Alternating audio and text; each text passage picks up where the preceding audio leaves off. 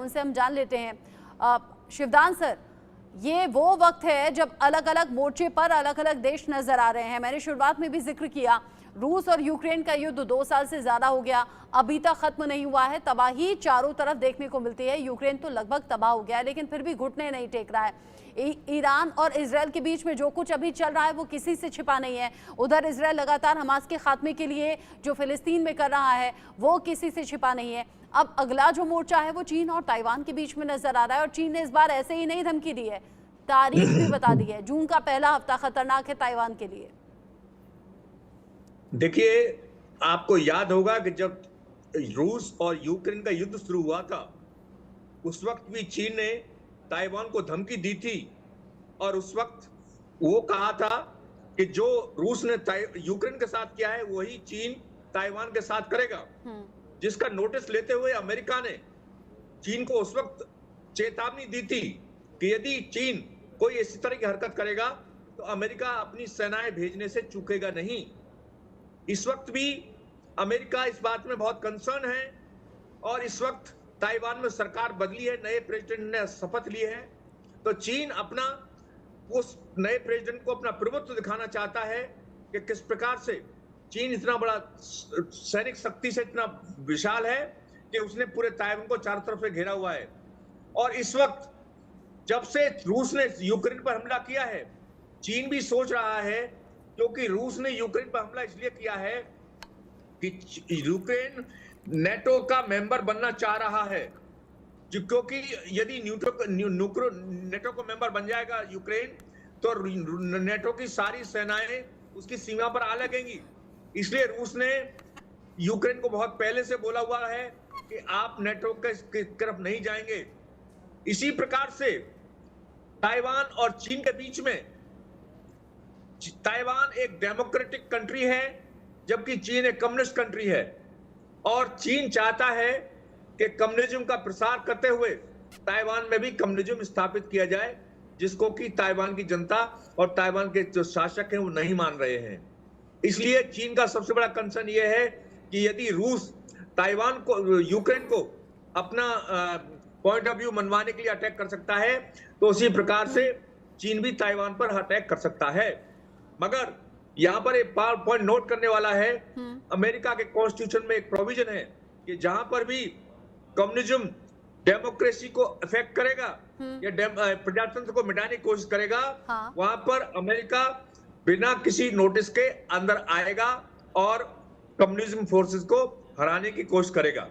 तो इसी ताइवान के सपोर्ट में अमेरिका दिखता है, लेकिन ये प्रैक्टिकली किस तरीके से इम्प्लीमेंट होगा ये भी बड़ा सवाल है, क्योंकि ताइवान छोटा सा देश जो अपने लिए लड़ रहा है, और अब खबर ऐसी है कि यूक्रेन के लोगों की तरह अब ताइवान के लोग भी खुद को तैयार कर रहे हैं कि किसी भी वक्त युद्ध के हालात हो सकते हैं। कर्नल शिवदान, आप रहिएगा।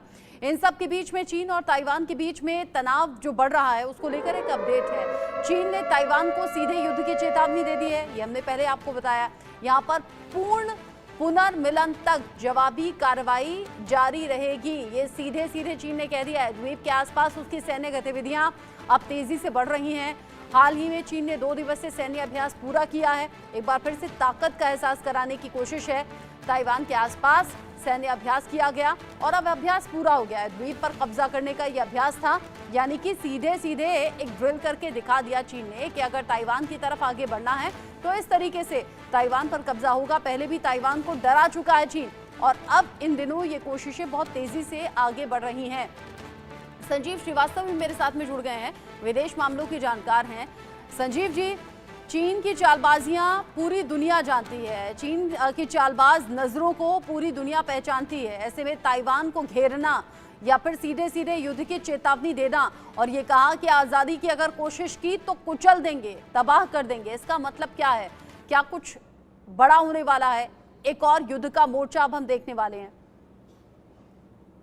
देखिए, यहाँ है बहुत स्पष्ट है, व्यवहार कर रहा है, और चाइना ताइवान पर फोर्सफुल ऑक्यूपेशन करना चाहता है, और ताइवान के जो नई सरकार है उसको डराने धमकाने के लिए, उसके ऊपर दबाव बनाने के लिए ये ड्रिल कंडक्ट की गई है।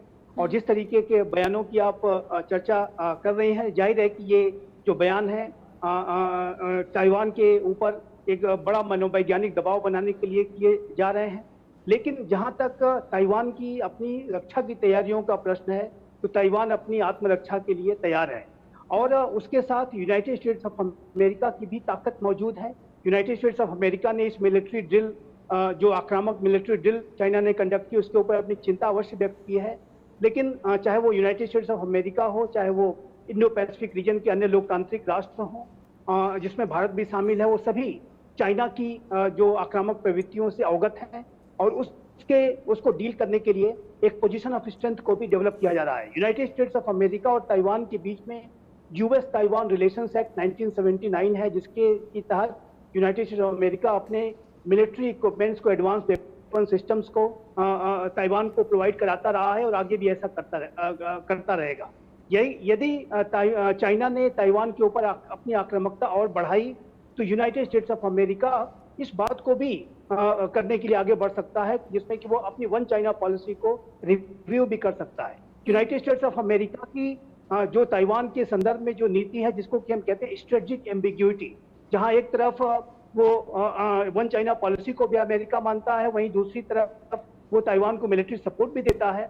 लेकिन यदि चाइना का एग्रेशन ताइवान की तरफ ज्यादा बढ़ा, तो अमेरिका की जो स्ट्रेटेजिक एम्बिग्यूटी है वो स्ट्रेटेजिक क्लैरिटी में बदल जाएगी और उसकी वन चाइना पॉलिसी जो अमेरिका फॉलो करता है, उसको रिव्यू भी वो कर सकता है। अन्य राष्ट्र भी ऐसा करने के लिए मजबूर हो सकते हैं। देखिए, ताइवान के ऊपर चाइना धमकियां तो जरूर दे सकता है, लेकिन उसने वो रशिया का जो हश्र यूक्रेन में हुआ है, रशिया कुछ जाहिर है कि उसके यूक्रेन के युद्ध में अपेक्षित सफलता नहीं मिली है। 2 वर्षों से भी ज्यादा का समय हो चुका है, युद्ध लगातार जारी है और ये आगे भी जारी रहेगा, क्योंकि महाशक्तियां यूक्रेन के पीछे खड़ी हैं। उसी तरीके से ताइवान के पीछे भी महाशक्तियां खड़ी रहेंगी, इसमें कोई दो राय नहीं है। ताइवान के ऊपर यदि चाइना ने फोर्सफुल ऑक्यूपेशन कर लिया, तो वो पूरे इंडो पैसिफिक रीजन के रूल्स बेस्ड ऑर्डर के लिए बड़ा खतरा पैदा कर देगा। साउथ चाइना सी पर एकाधिकार की तरफ बढ़ेगा, सेंकाकू आइलैंड्स की तरफ एकाधिकार की तरफ बढ़ेगा, इंडिया चाइना बॉर्डर एरियाज पर वो खतरे पैदा करेगा, जिसको कि सभी महाशक्तियां, सभी लोकतांत्रिक राष्ट्र जानते हैं। इसी वजह से ताइवान के ऊपर चाइना का यदि कोई एग्रेशन होता है, तो उसका जवाब उसे अवश्य मिलेगा।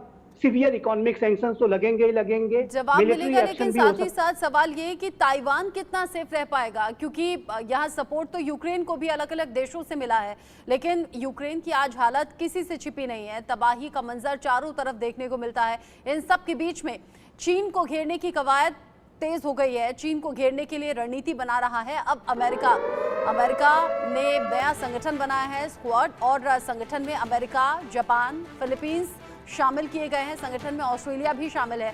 यहाँ पर कुछ एक्सपर्ट्स हैं जो बोल रहे हैं कि भारत के कारण स्क्वाड ज्यादा अहम यहाँ पर हो गया है। फिलीपींस का दक्षिण चीन सागर में जो विवाद चल रहा है, वो भी यहाँ पर जहन में रखा गया है। इस संगठन का असर क्या इस टसल पर होगा जो फिलहाल चीन और ताइवान के बीच में नजर आ रही है। अगर कुछ शक्तिशाली देश इस बात का विरोध करें जो चीन की चाल है, या फिर चीन को घेरने की कोशिश करें, तो उसका क्या असर होगा।